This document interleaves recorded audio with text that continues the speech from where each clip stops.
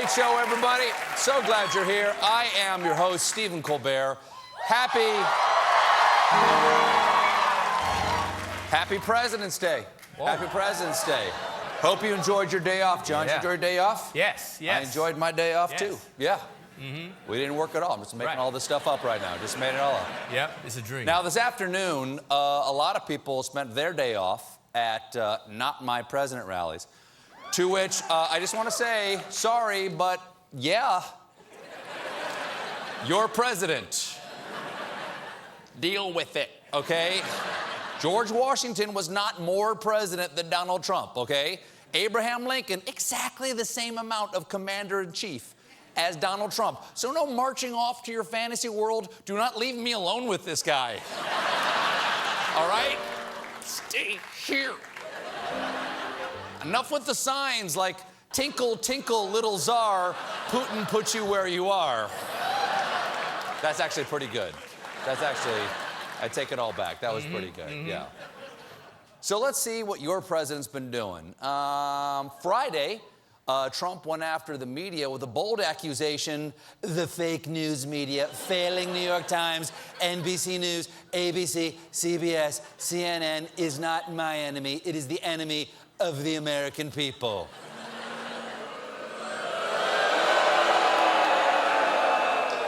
You know who I feel bad for?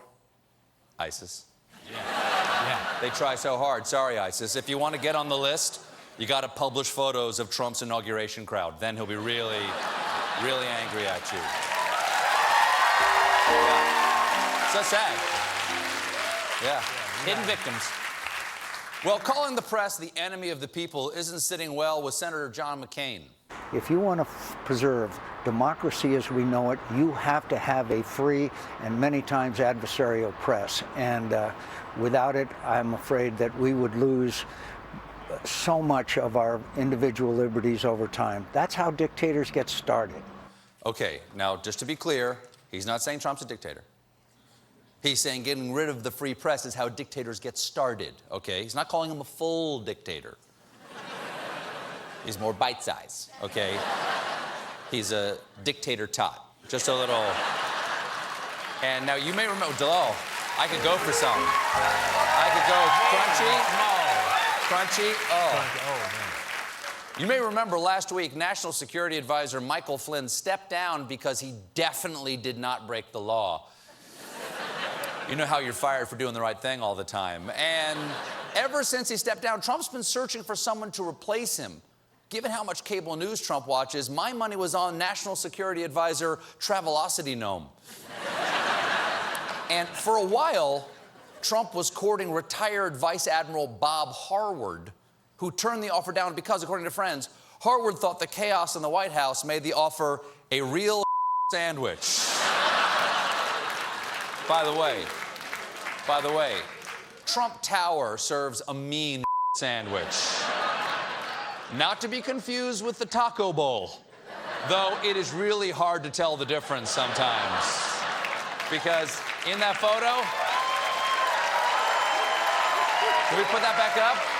Can we put the photo, Jim, can you put that photo back in? Trump really does have a taco-eating grin.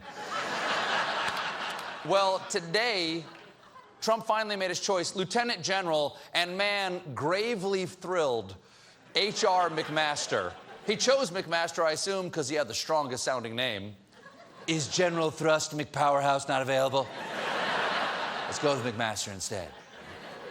This afternoon, the president introduced McMaster from the official command couch.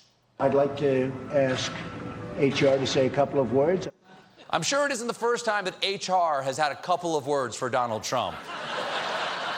And McMaster graciously accepted the post. I look forward to joining the national security team and doing everything I can to advance and protect the interests of the American people. I swear to do everything in my power to protect the nation from America's enemies, which I'm being told are CBS and the failing New York Times. Wow, things have really changed since I was in the Army 5 minutes ago. Now, you might have noticed that Trump named McMaster at his Mar-a-Lago resort, or as he's calling it now, the Southern White House. Okay. It's the Southern White House now because wherever the president goes, that is the White House. Ooh, I just got back from the Burger White House. I gotta go hit the porcelain White House. I'll be right back.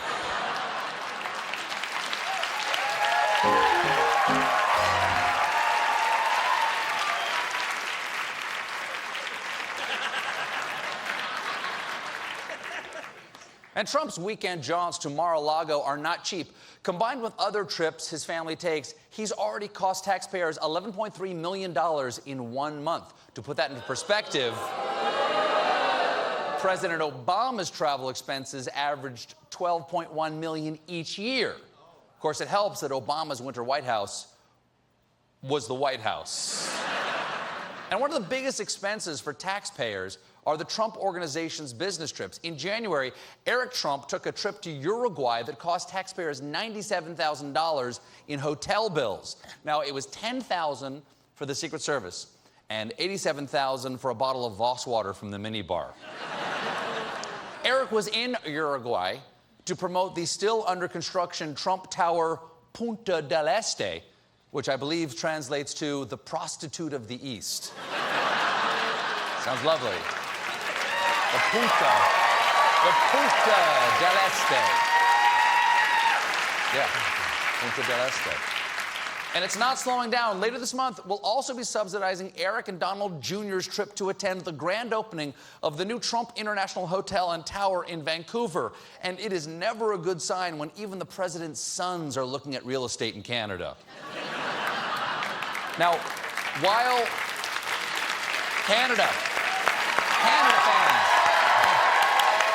we love Canada. Huge Canada fans.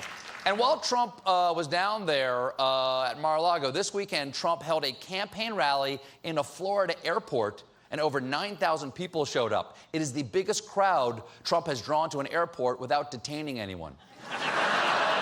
The point of Donald Trump's rally was to show he was a man of the people. And to prove it, he had a real live person join him on stage. I just saw him on television. He said, I love Trump. Let Trump do what he has to do. That's my guy right there. Come on up here. Come on up. Guy was great. Hop over the fence.